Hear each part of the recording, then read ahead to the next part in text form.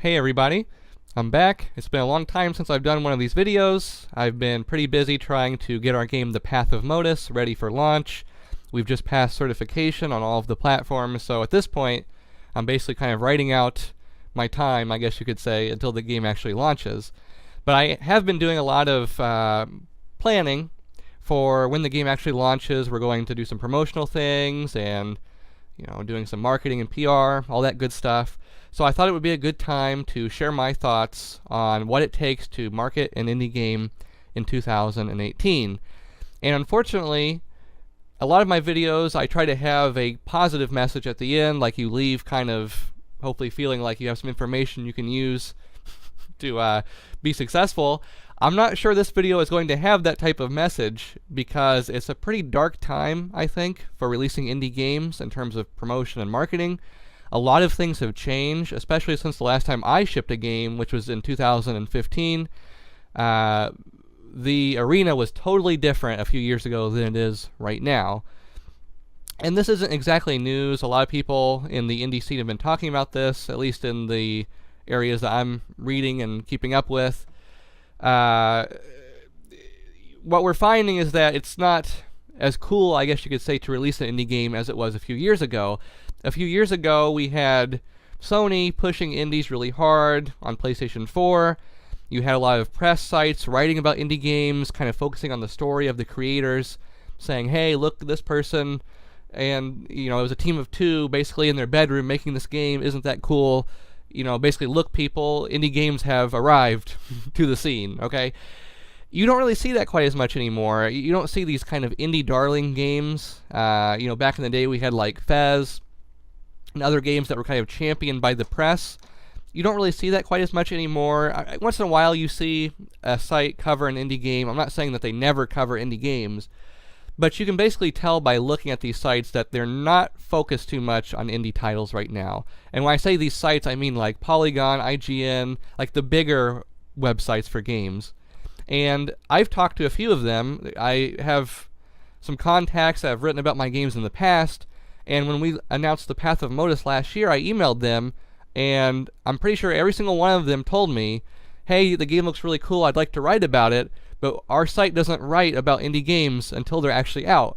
So basically, they all told me, we don't cover indie games until you can send us a review code and we can do a review. So this era of like having press sites, these big press sites, kind of hyping up your game before launch, I think those days are kind of gone right now. Maybe they come back, but right now, I think those days are gone.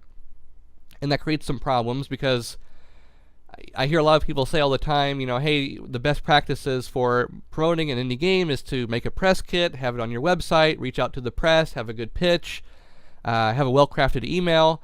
All of that doesn't really matter if they're not covering indie games. You know what I mean?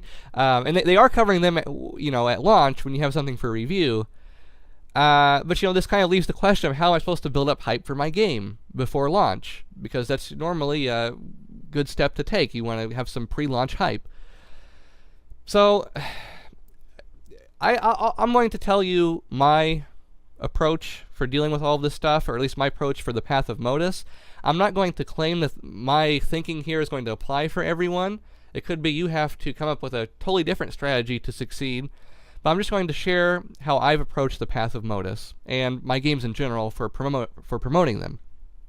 And I think step one starts with the pitch. When you're pitching the game and you're coming up with the initial concept, I try to keep in mind how I would be talking to the press or other people about the game. And the number one question I think the press cares about at this point is, why did you make this game? What is the greater purpose that this game serves? If you're just making a RPG or a challenging 2D platformer, talking about the gameplay mechanics is not good enough anymore because the market is so flooded with these types of games. I don't know how many games I've seen that are a challenging 2D roguelike or a challenging platformer with quick reflex skills. Like, I'm very much of the opinion that when talking about your game, unless the gameplay mechanics are super innovative and noteworthy, I think the gameplay mechanics should actually be the secondary details in your pitch. I think the primary focus of how you pitch your game should address the question of, why did you make this game? Why is it unique? What greater purpose does it serve to the world, right?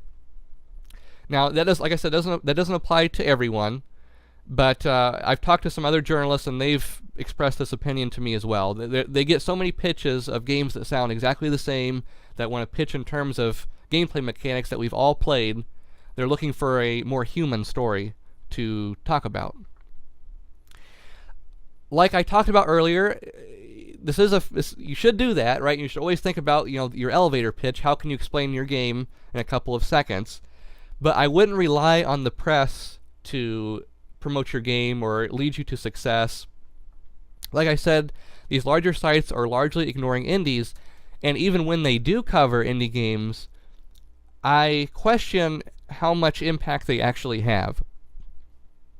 A lot of the viewership has shifted over to YouTube and Twitch. If you look at how many views, let's say, a Kotaku article gets that's not like super viral, just a normal Kotaku post, I think it's fair to say maybe 10 to 20,000 views, maybe a little more than that.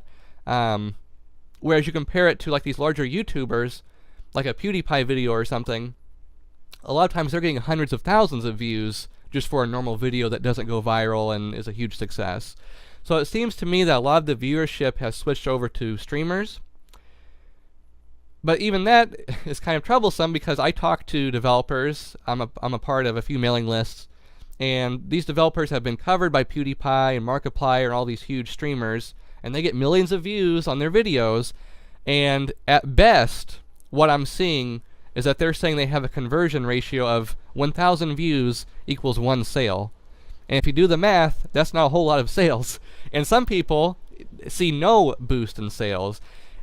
It seems to me, and a lot of other developers have expressed this as well, right now, a lot of people that are watching these YouTubers, a lot of times they're looking for just the reactions, right? They're watching PewDiePie to be entertained.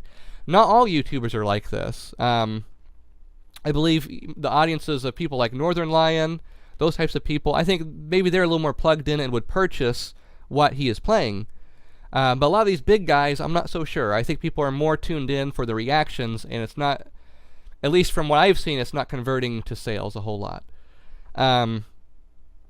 So, again, this is more bad news because, okay, if the YouTubers and streamers aren't necessarily going to lead me to more sales, and the press isn't covering a lot of indie games as much as they used to, and they don't even have the readership that they used to have, this isn't looking very good.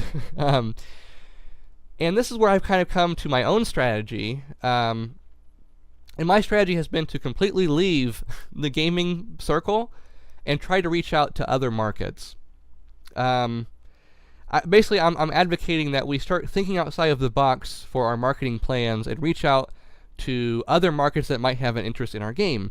And there are some examples I can point to. And the first one that comes to mind is a game called Descenders. It's a dirt bike game that's, I believe, in early access right now. But it's being promoted by Mike Rose, and Mike has been around for a really long time. He used to write for IndieGames.com like 8-10 years ago, something like that, and then he started doing PR for games. And he talked about his approach for marketing Descenders. And since it's a bicycle game where you're, riding dirt bikes, BMX type of thing, he decided that he would promote the game to BMX magazines. Okay, not magazines or media that was focusing on games, but focusing on the topic in his game. And what he found is that he had a lot of success. A lot of people covered the game in that market, and it led to the majority of the views on his trailer. And I think that's really smart, and that's what I've been trying to do personally with my new game, The Path of Motus. So The Path of Motus is a game where your words can destroy people. It's basically about the psychology of bullying. It's about what makes people turn into a bully. That's the topic of the game. And bullying has been a pretty hot topic in the world lately. In the major kind of normal media, but you also have other types of organizations talking about bullying, and you have schools. They've been talking about bullying more and more. So I decided that I would promote this game to organizations and markets that are plugged into this topic. And unfortunately, I haven't announced some of the things that have happened yet, so I can't say specifically, but I will say that I have had some success with this as well. And the most exciting things I'm looking forward to in regards to launching the Path of Motus are actually linked to my outreach to these other markets.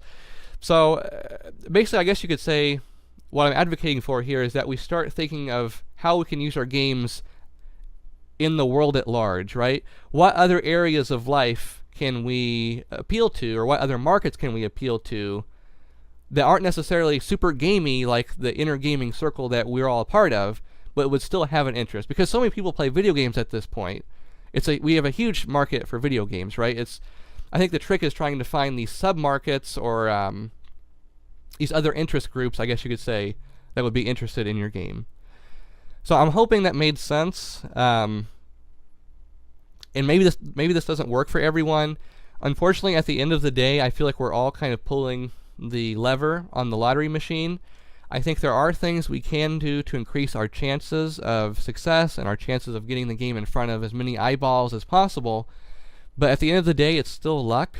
It could be you just put your game up and you don't follow anything I'm saying, and somehow, it finds a certain audience and really takes off or something, right? It isn't a science, but right now, where my mindset is at, this approach seems to be the best way for me, at least going forward. So I hopefully you took something useful out of this video. It's really hard out there right now, but hopefully there's something here you could take away, and I wish you the best of luck with marketing your games. Feel free to subscribe to my YouTube channel. I'm hoping to get some more of these topical videos coming out in the future. We are planning to release the Path of Motus within a couple of months, hopefully before the summer ends. So I might be a little busy with that, but I'm hoping to come back, and there's a lot of topics I'd like to discuss on the channel. So thanks so much for watching, and I hope to see you all around. Peace out.